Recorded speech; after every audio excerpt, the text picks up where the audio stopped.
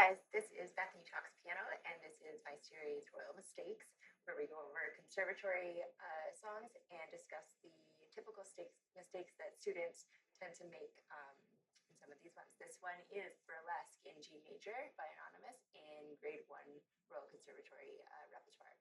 So this form makes it, once you get the hang of this song, it's quite easy for students usually to learn this one because it's pretty repetitive. We have the A section, this little melody, and then it happens twice for that A section, and then it comes back again at measure, pick up to measure 14. So once you get the hang of it, it doesn't change.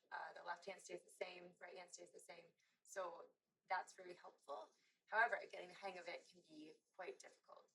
So the main mistakes that most students make are you have a lot of fingering changes in your right hand.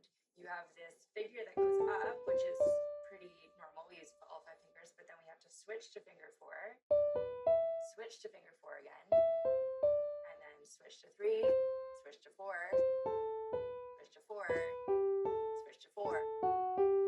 So when you're learning that, it seems kind of, I used to get really frustrated as a student, like, why am I doing that? Why can't I just do the finger that is there? And, when I run out of fingers, kind of switch.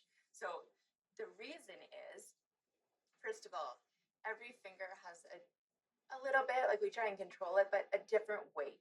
So if you're putting your thumb on a note, naturally, it's usually going to have a bit more weight than our finger 4 would, because 4 is a little bit weaker.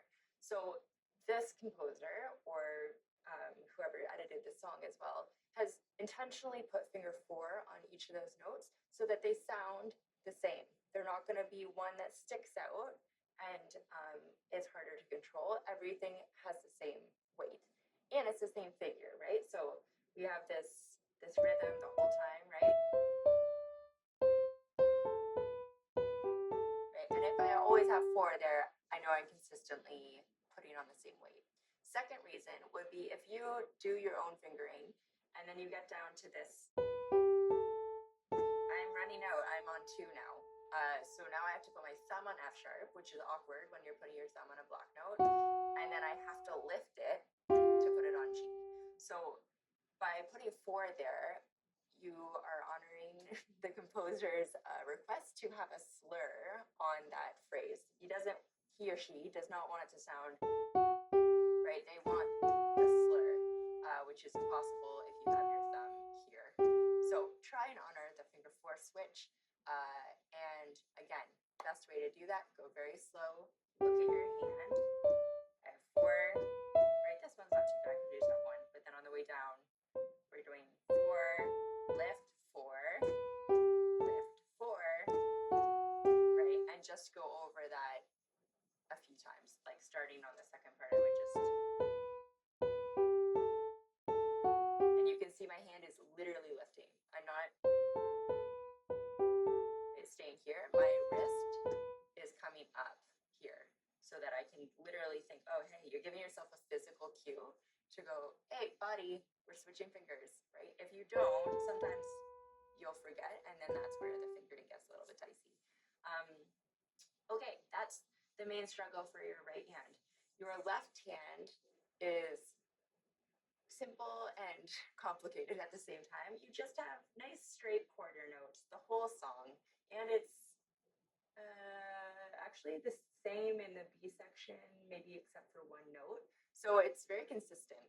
However, the hard part is that you're going to detach your quarter notes, but not have them staccato.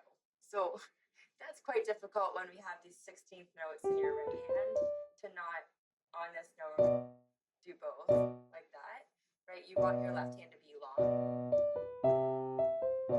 still detached, but holding the whole quarter note as much as you can. So that is a little bit of a struggle for students. Again, going super slow.